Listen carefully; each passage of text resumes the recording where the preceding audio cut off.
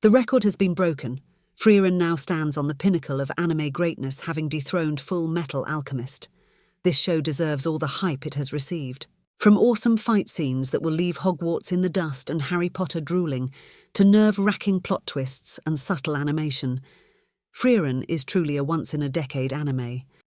As our valiant heroes returned after vanquishing the Demon King, some had gloomy looks like they ran out of toilet paper. They walked into town and were honoured by the king, who gave them official titles inside his throne room. The nights were wild with fireworks and citizens dancing. Afterward, they were treated to a spectacle by Mother Nature. The innocent cutie was Frieren, the elf mage. The tall, corrupt priest next to her was Helter. The scary-looking dwarf was Eisen, and the human hero was known as Himmel. Would you look at that beauty? Frieren promised to take them somewhere better next time and bid them all farewell. Years went on as Frieren adventured far and wide, exploring hidden spots, gaining new magic, and rediscovering the world around her. One day, upon searching for a dragon horn, she remembered that Himmel was in possession of one, after having defeated the Demon King. 50 years had passed, and it was also time for the meteor shower. Himmel looked older than my grandma's wanted poster. He gave her the horn, and they met up with their old pals for another journey. They arrived, and I won't lie, it was breathtaking. Sadly, Himmel crossed over right after. This brought Frieren to tears and motivated her to learn more about humankind. After a few years, she went to greet the corrupt priest. He then asked for her to take care of an orphan he saved, Fern. But she refused on the spot, so he gave her a grimoire and asked her to uncover an immortality spell. The devil is in the details, I tell you. Frieren took it upon herself to teach Fern magic, and instructed her to take it one step at a time. Frieren was having a blast, spending her days trying to decode the grimoire and training Fern. Helter was delighted, and Fern was on cloud 9 about her progress. 4 years had gone by, and Helter had no choice but to succumb to his illness. That's karma for you. Fern refused to visit until she was a capable mage. In a flashback, we see how Helter saved Fern from unaliving herself. Frieren understood her determination and gave her some space. She then spent most of her time trying to find the secrets of the One Piece. After a year, Frieren revealed that Gol Roger was lying, but Helter flipped the switch and asked her to take Fern along her journey since she is now capable.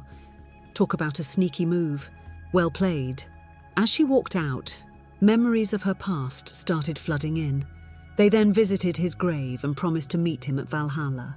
Their adventures took them to several villages, and they eventually ran into a sweet old lady who wanted the statue of Himmel to be fixed.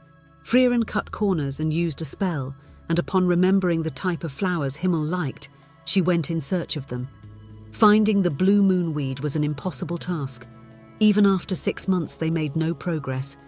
The old lady gave her a small sachet which was stolen by the squirrels who guided them to a tower. As destiny would have it, they found the blue moonweed, told you not to give up so easily. The next day they went into town and split up to buy groceries. Fern ended up stalking her instead. Frieren ended up buying several items and collecting intel from thugs. After a long day, Fern went back home only to be treated by Frieren.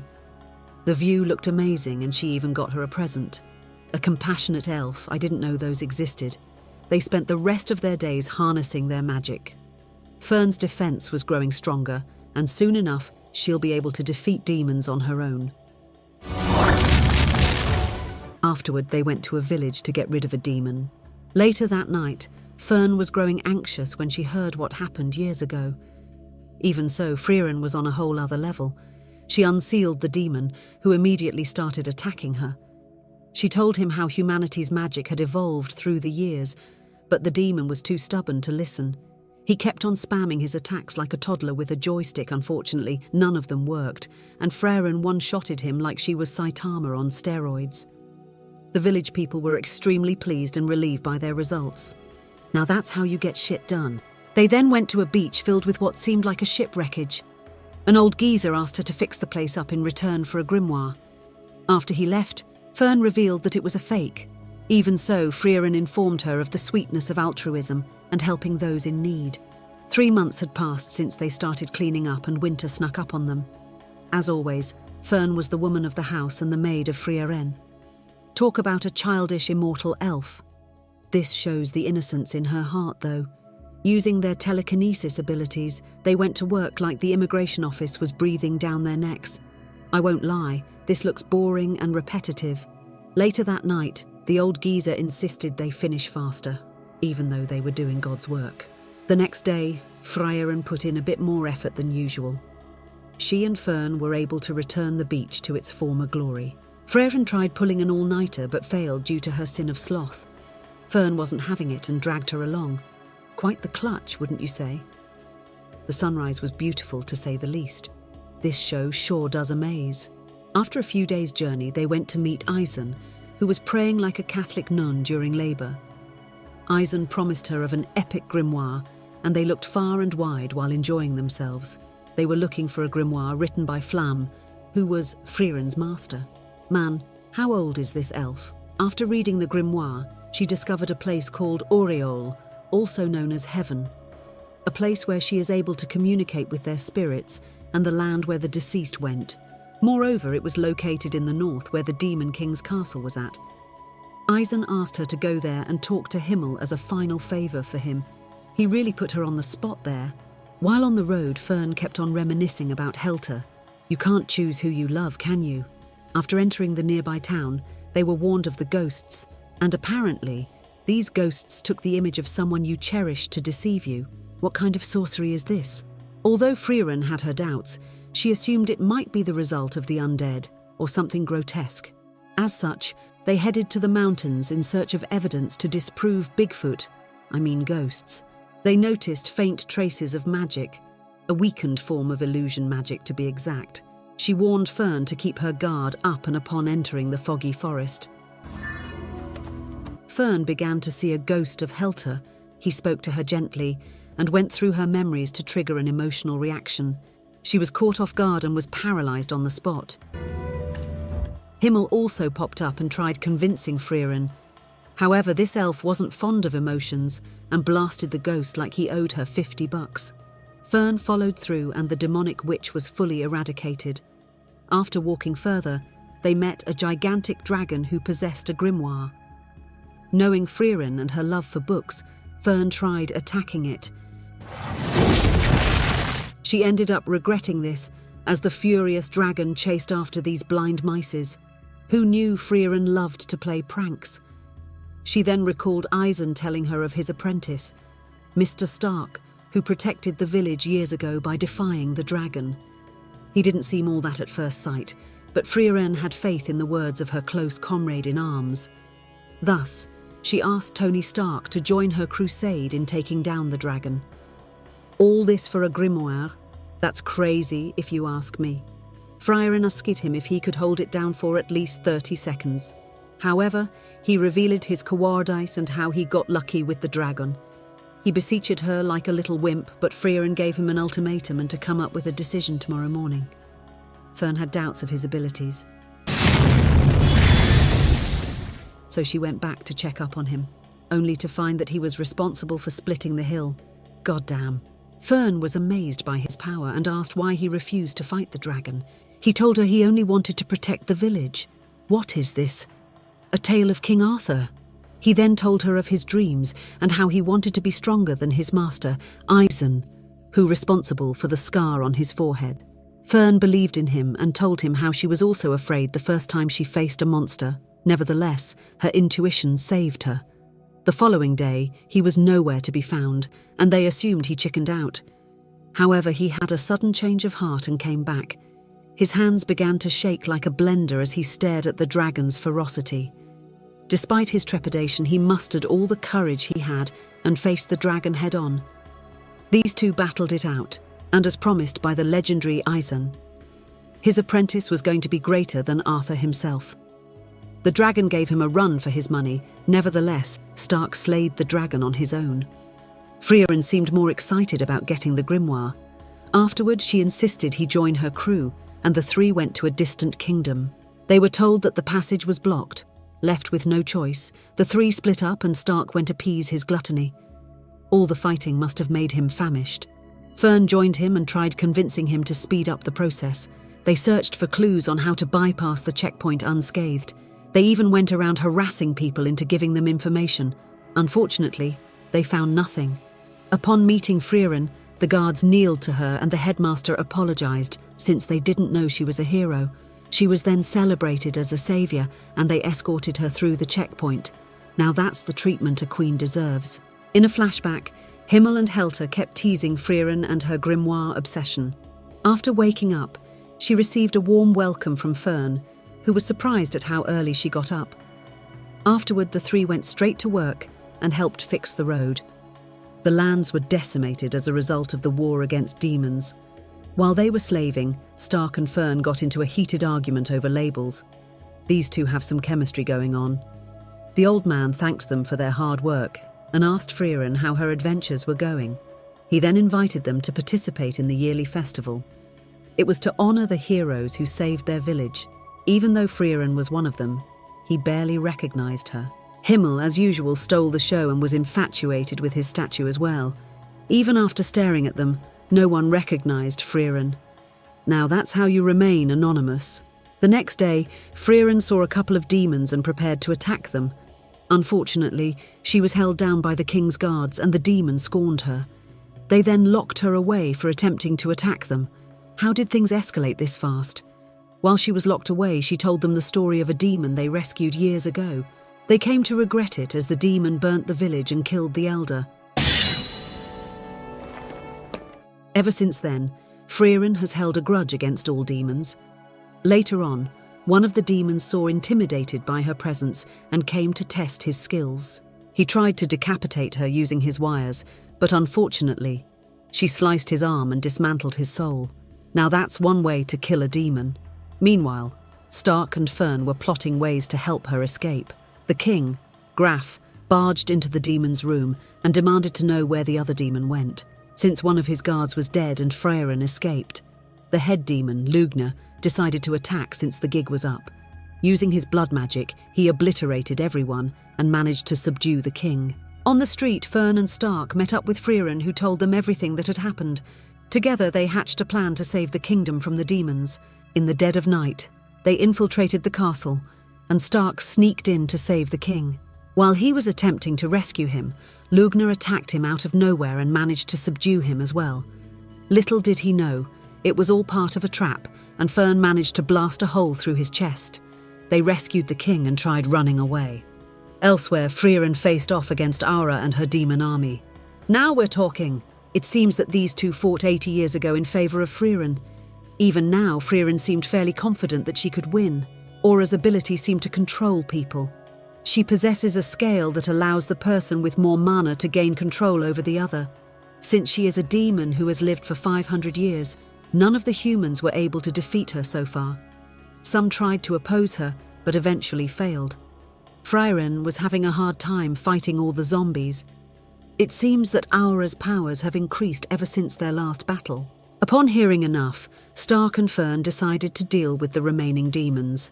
As they went outside looking for them, Fern was suddenly struck with a blow by Lugner. At the same time, Leni caught Stark off guard. It seems that they sealed their mana and approached stealthily. After interrogating Fern, Lugner and Fern engaged in a heated duel. Mage versus demon is a fight as old as time. Stark, on the other hand, was defeated easily, but got back up for round 2. The battle was reaching its peak as all forces were going all out. Fern, for one, possessed speed and kept on attacking him relentlessly. Being overwhelmed by the sheer numbers will exhaust her mana soon. Create an opening. Stark was struggling until she told him that her abilities were to copy other people's fighting methods, and that she was mimicking Eisen's style of fighting. Even so, he got back up and landed a critical strike with all his might. And Fern did the same, landing a victory for the heroes. Lugner, for one, was quite surprised at how he was able to lose until he realized a hidden truth. We are then shown a flashback of a burning village. It seems like the aftermath of a war. Frieren had killed all the demons and was spotted by Flam. While she carried her to safety, a bunch of demons tried ambushing them. Unfortunately, they barked up the wrong tree because Flam, man. She was the definition of power. Since she was impressed with Frieren, she took her under her wing and started teaching her all she knew. For her first training, she instructed her to conceal 90% of her mana. In the present, Frieren had killed a large quantity of Aura's soldiers. Assuming her mana reserve was drained, Aura decided to challenge her using the scales. Back in the past, Frieren was learning a lot from Flam, who told her that demons do not conceal their mana out of pride, and this conceit is the reason for their downfall. If Frieren learned how to conceal her mana indefinitely, demons would always underestimate her, giving her the element of surprise in any battle. Several years had passed by and Flam was growing old. As her final request, she advised Frieren to remain anonymous and always work behind the shadows. Our young prodigy spent the rest of her life training and concentrating. Eventually, Himmel and the squad found her loitering in the forest and asked her to join their crusade. In the present, Aura stole Frieren's soul and placed it on the scale. At first, her mana reserve was larger than that of our prodigies, making her feel arrogant. She assumed she had won until Frieren unleashed the full extent of her mana. Upon gaining full control of the demon, she ordered her to end herself. What a cruel way to end the battle. The following day, the king found the remains of his soldiers and was glad Frieren was on their side. While she was praising Stark and Fern on a well-fought battle, Graf encountered the emblem of his son and was deeply grateful to Frieren for saving them from their misery. He summoned them to his chamber and thanked them properly. He asked them what he could do for them, and while he was speaking, a guard interrupted their conversation, scaring the life out of Stark. My guy fainted and had to be carried out. They spent a few days in the kingdom bonding with the people and enjoying all the praise they received. It was time for them to leave, and they said their final goodbye to the king. However, the worst was yet to come as winter hit and the snowstorm knocked out Stark. This guy sure is a weakling. Thankfully, Fern carried him to the shelter where they found an elf doing squats. Weird, I know. After getting to know him, they found out he was known as Kraft the Monk. He sure was a pious and devoted man. Together they managed to survive the harsh winter. Once it was over, they bid each other farewell and headed on their way to Ariol. Frieren was sloppy as usual and fell to her demise. Her life started flashing before her eyes, and she went back into time when the gang were looking as fresh as the Backstreet Boys. Never mind, she was still alive. It would take a lot more to kill an immortal elf. After the blizzard died down, they found a cozy village and were welcome to stay. Stark was going on and on about a legendary sword, assuming he was the next King Arthur, quite the hero fantasy. They went straight to work and started eliminating the monsters. Stark, for one, was in the zone. However, the big bad wolf of the Snow White story wasn't going to let him have his fairy tale ending. Fortunately, Queen Frieren came to save the day while Stark was puzzled about the legendary sword. He assumed Himmel had taken it out. However, Himmel failed to live up to the prophecy and wasn't the actual hero. Devastated, Stark and the three musketeers went to another village and Frieren was looking mighty fine. Fern helped elevate the mood and left in a hurry. She went out looking for Stark and found him alone, brooding and contemplating his sexual fantasies. Is everyone a perv? Later on, Fern insisted on getting him a birthday present and Stark was delighted to have made a girlfriend. I wonder if he's getting some action on the side. Later on, Frieren met a hopeless guy who started narrating his story to her. It seems that he was stuck in quicksand and wanted to get her pity through sob stories. However, Frieren remained nonchalant and let him drown. Until, of course, Fern came along. The weird guy invited them over, but they refused and Stark got bit by a snake on their way. They were left with no choice but to fly back and seek help. The priest was unable to cure him and called upon his brother, Sin, the weirdo from before. He healed Stark with a single touch like he was the New Age Messiah. Frieren stood there listening to another hopeless ramble. What's with this village and tales? Later on, Stark went up to Sane while he was gambling and asked him to join them. Even so, Sane made him an offer he couldn't refuse. A little while later, Fern found Stark and Sane butt naked after losing everything they had. It was then that Sane refused their offer and told them to look for another priest. In a flashback, she mentioned how Himmel convinced her to join the squad and she took it upon herself to persuade him. This immortal elf didn't know how to give up. The next day, they kept on following him around. Day after day, they kept on nagging him non-stop. Just say yes already and get it over with. Later on, his brother told them that Sane loved MILFs, and this gave Frieren an idea. She tried seducing him in the most awkward of fashions, and this seems to have worked on Himmel. Cian insisted that he'd wait for his friend and told them to leave without him. Oh, how cruel priests could be. Later on, he apologized to Fern and agreed to travel with them. I wonder why he had a sudden change of heart. They went into a new town, and this triggered an ancient memory for Frieren. However, there was trouble in Paradise when Fern and Stark got into a lover's quarrel. Fern was devastated after Stark forgot her birthday, and she let out her frustration on poor old Sane. Stark felt lost while Fern walked up to Sane for an apology. He told her not to take things seriously and gave her a bag as a present. Why is Fern so sensitive? Later on, she met up with her future lover and tried to talk things out. Confrontations are always cringe if you ask me. Frieren and Sane were eavesdropping while he tried hitting on her low-key. They ended up talking about the corrupt priest who happened to be his idol.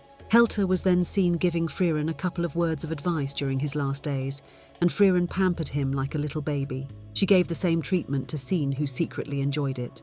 Afterward, they took a carriage ride to the next village since they got tired of walking. Frieren tried looking for a ring, but they were suddenly ambushed by a gigantic wyvern. They all felt hopeless, and Frieren didn't want to kill it since the carriage would fall. She asked Stark to jump the same way Eisen did, but changed her mind and blasted the damned creature in one swoop, saving the worthless bunch. Later that night, the priest healed up everyone and they got to fixing the carriage the next day. Their teamwork was ideal, and it seemed that Stark and Fern were getting along well. Despite being trapped in the forest, they seemed to enjoy themselves to the fullest. They got their carriage fixed and headed out on another adventure, with Sane complaining as usual. Things took an eerie twist when they found civilians knocked out cold. Sane revealed that this was a curse, and Frieren was helpless against it since she wasn't proficient in divine magic. She tried explaining the concept of the blessings to Stark, but I'm certain it went over his head. Sane told them there was a monster nearby who was causing this, and before they headed out, the weakling dropped like a fly and had to be carried like a festival balloon. They set up camp, and Fern was the next victim. Frieren placed a barrier and headed out. However, she dropped dead, and Sane was the only one left to thwart the flower monster. It started attacking with its tentacles, and Sane tried to bring it down alone. He failed and kept dodging its attack. After remembering the words of his idol, Helter, he decided to wake her up, and she managed to kill it in an instant. Now that shot was muscle memory. The following day, the village people thanked them for killing the monster, and Sane received another tap on his head for a job well done. They kept on heading north to the Demon King's castle when a strange man started assessing and groping Stark. Are they human traffickers? No, he's just a pompous royal who wanted to use Stark as a decoy for his deceased son. He told them how his son passed away in battle, and his death was kept a secret from the populace. He didn't want the morale of the people to drop, as such. He wanted Stark to train and learn the etiquettes of a royal in order to disguise as his son and win the hearts of his people. The pompous royal started teaching Stark how to wield a sword, while Fern and Frieren were stuffing their faces and learning royal etiquette as well. It was finally time for the event, and Stark was seen dancing with Fern. I told you these two would make it. Two lovebirds finally united. In another flashback, we saw Sane and his friend Gorilla, and these two seemed tight. We are flashed back to the present, where Frieren seemed pleased for some reason. They were heading out to another village and found an old man guarding the place. He attacked Stark and told him to keep his guard up. The trio left him behind and went straight to harvesting vegetables, while our boy Stark was training to be stronger than Eisen. They had a blast in this village, and everyone seemed to enjoy their time to the fullest. Frieren knew him all those years ago, and surprisingly, he was old back then as well. Is this guy immortal as well? Well, he isn't an elf, so I'm assuming he's a dwarf like Eisen. He then started telling Frieren about his wife and how he forgot her voice and face. Poor guy, his memory has gone to the sewers. The next day, they bid him farewell, and he told her that he saw a dream of his wife. Soon after, Sane started narrating his story and how he missed his friend, the gorilla warrior. They went to another village, and Sane found some clues about the whereabouts of his longtime friend. He met a stubborn old woman, and no, that's not a description, that's her nickname. She was obstinate and kept ordering them around. No wonder they called her stubborn old woman. She had them running errands like they worked for rural FedEx. After finishing up all her tasks, she told him where Gorilla Warrior was, and Sane had to bid the trio goodbye. Since it was getting dark, they decided to stay the night at a hut and decide on life-changing matters tomorrow. It was cold as ice, and this gave Fern and Stark a chance to bond. Later that night, it started to snow, and soon after, a heavy blizzard came their way. The wickedness of Mother Nature is unfathomable. They had no choice but to wait for the winter to pass over, and Frieren was excited about a legendary level magic she heard of inside town. Moreover, they still had time to enjoy themselves and strengthen their bonds before parting ways. One fateful evening, Frieren asked Seine for advice. He had to mediate between the two hopeless lovers who seemed to have gotten into another quarrel. He pulled Stark to a room and asked what happened. It seems that Stark accidentally touched Fern, scaring her to bits. Fern, on the other hand, knew she was being difficult, but couldn't shake the feeling that Stark didn't receive consent. Luckily, they buried the hatchet and Seine went out on a date with Frieren. Older women must really be his type. Soon after, the weather calmed down and they parted ways. Saying goodbye sure is difficult. Things took an unexpected turn when Fern caught cold, and Frieren tried to heal her using Seine's journal. They went to a nearby farm and Fern felt embarrassed by Frieren's pampering. It seems she learned this trick from Himmel, her longtime crush. Fern was all healed up and they headed out to the City of Magic. From afar, it looked spectacular. Fern tried convincing Frieren to take the first-class mage exam, but Frieren wasn't willing to partake in their foolish tests. The older she gets, the grumpier she becomes. If only she wasn't adorable. Guess who came into the story? Kraft the monk, who knew he was a fighter. He met another mage named Ubel and started lecturing her. Elsewhere, Frieren and Fern were arguing over enrolling in the exam. She showed them a holy emblem, and they immediately accepted her. The emblem was with her even during the time of the hero squad. It must be a valuable artifact. The next day, they went to the library to study for the exams, and Frieren tried explaining the difficulty to Fern. Despite her warning, Fern was not going to give up and continued to train harder than before. Several mages from all over came to attend the examination and were asked to form teams. After forming teams of 3, each team was given a bird cage and were told to capture the rare creature and protect it until the deadline. Frieren was stuck with 2 brats, the red-haired Canna and the Lewine, who seemed to argue constantly. Canna was a water mage, and Lewine used ice, however. They noticed how the bird was imbued with super strength and speed. Frieren was amazed and disappointed. They were stubborn, but hard-working. Later that night, Canna was attacked by a giant bird and was almost eaten alive if it weren't for Frieren. She started narrating her friendship with Lewine and how she taught her how to fly and all. These two must share a strong bond. Frieren kept on seeing flashbacks of Eisen and Himmel and how they were nervous before battle. Even the strongest of warriors feel fear sometimes. Elsewhere, Fern and her group caught a bird while Frieren was still strategizing on how they should capture one. I doubt these two would actually listen and follow her plan. They tried giving ideas of their own, but Frieren knocked them down like a pesky fly. She told them to go along with the flow, since she had a plan. However, she wanted them to find a way to block the bird's path somehow. After going over the strategy one last time, it was finally time to go ahead with it, and the two started squabbling once again. Meanwhile, Fern and her gang were walking idly while they were looking for drinking water. However, it seems that most of the rivers had dried up. Even so, this was the least of their problems, since they were ambushed by another group of mages. They saw a huge burst of light from afar, and we saw Lewine freeze an entire ocean like she was Aokiji from One Piece. I wonder what their plan was. Everyone tried using fire magic to burn it, and this created a chaotic scenario everywhere. It seems that they froze the lake to block the birds from approaching, creating a scarcity and keeping everyone on high alert. How devious of Frieren to think of such a diabolical strategy. All the other mages were impressed by this plan, since no one saw it coming. The trio got into position and Frieren stood there silently observing animals of all kind. Until finally, the bird sat on her shoulder and she caught it in a jiffy. However, their manner was detected. Wield it. Elsewhere, Fern's gang was deep in battle and things seemed exciting. Are most mages these powerful? Ubel faced off against Verbal and Fern against Era. Weird names, I know. Fern bombarded her with a barrage of attacks, overwhelming her defenses. Elsewhere, Ubel was trapped using a binding spell. Now this is a neat trick. He let her go and asked her to leave the bird afterward. She threw it up in the air and attacked him. This proved that he needed to observe the character to initiate the spell. However, Fern snuck up on him and asked him to let her go. These mages are something else. Wurble gathered his group and carried them to safety, while looking for a bird before the deadline. Luckily for them, they spotted one and he used his binding spell to capture it. Elsewhere, Frieren lost the bird to another group of mages who seemed to want beef. The old man was Denken, a royal mage of the highest caliber, and his accomplice, Richter, a casual mage who had a short temper and wanted to kill the girls.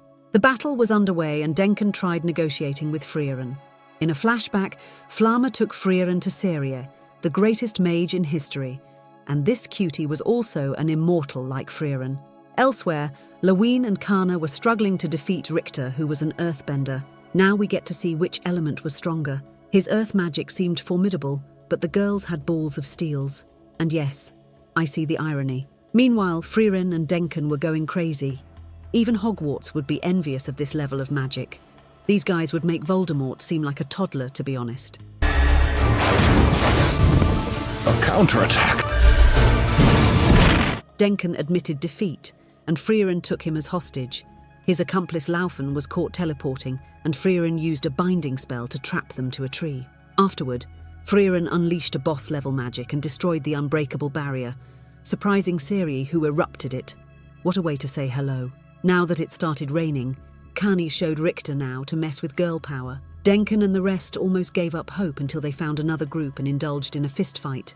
The exam was finally over, and 6 parties passed. Fern and Frieren went back and started giving Stark an attitude. Elsewhere, Ubel tried using the binding magic on her colleague Land. All the while, Denken and his party went to a restaurant to find Frieren munching like a hog. As they walked back home, Stark started seeing flashbacks of his training, and the next day, Fern was not in a good mood. She seems to be grumpier than Frieren. Lawine and Kana were fighting as usual and ran into Frieren while they were shopping. Strangely, Wurble came by groping Stark and took him away. This is the second time he was manhandled. This led to an all-girls party, and suddenly, they all received a letter about the upcoming examination, and none of them seemed pleased about it. Sense, the master responsible for overseeing their exams, greeted them with a disdained look and started explaining the rules of the test. The ruins were known as the King's Chamber, and the only criteria to pass was to reach the bottom floor. It seems that no one has ever passed this exam, and as a result, she gave them a bottle with a golem inside it, meant to protect them during times of crisis. However, using it will result in their immediate disqualification. Well, better that than dying. Everyone stood idly waiting for something to happen. It seems they were all nervous. Denken offered teaming up to pass, but the rest ignored his plea and started marching forward. Frieren and Fern went ahead and Sense decided to tag along. Fern opened up a map, and they started going deeper into the dungeon. Frieren explained how Himmel was in love with dungeons, and during a flashback, we saw how Himmel wanted to search every aspect of the dungeon before moving forward. Meanwhile, Denken and his group were the last one outside, and the 5 of them decided to team up. Elsewhere, Frieren kept staring at a treasure box, which was an obvious trap from the get-go. She was swallowed whole and had to be rescued by Fern.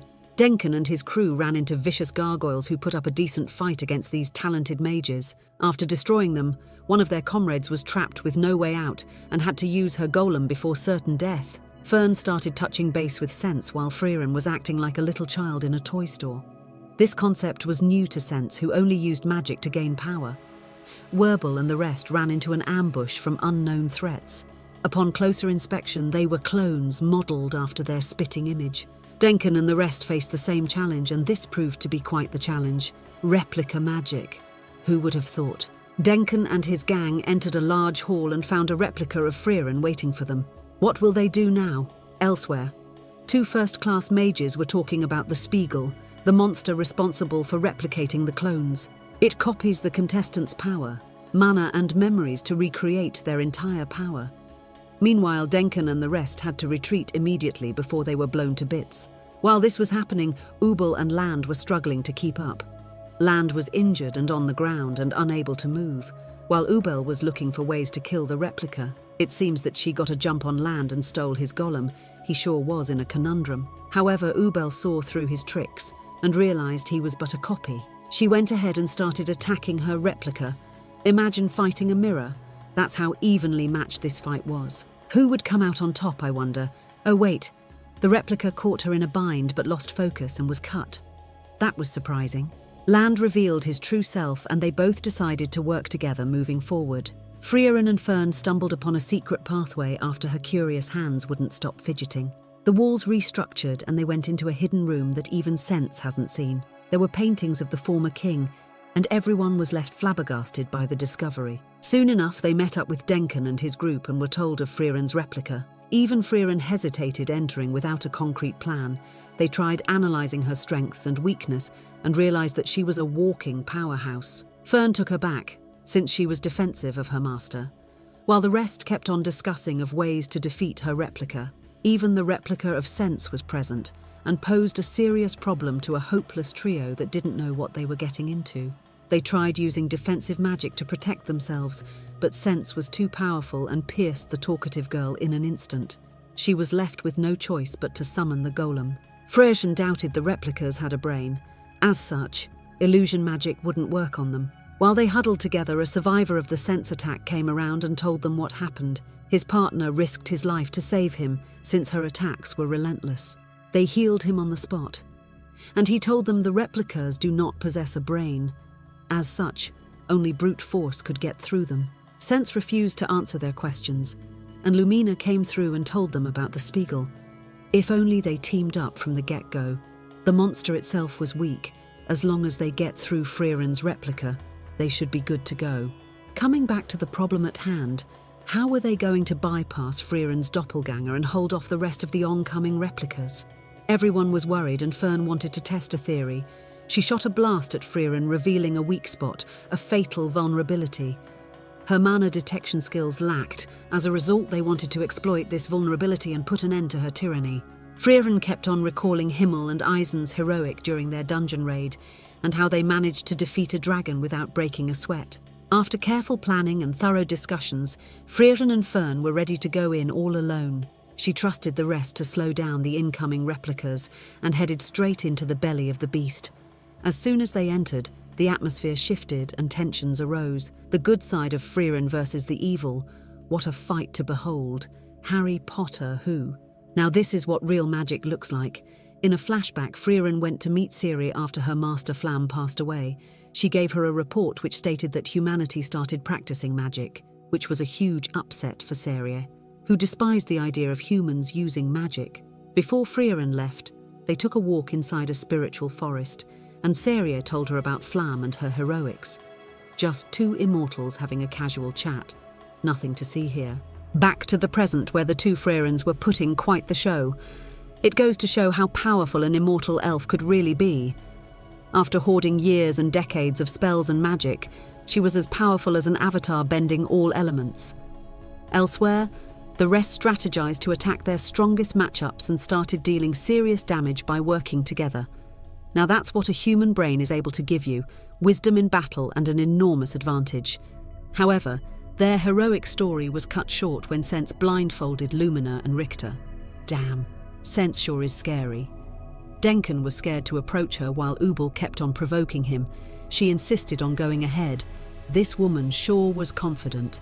She believes she could cut anything. Who does she think she is? Kenpachi Zaraki?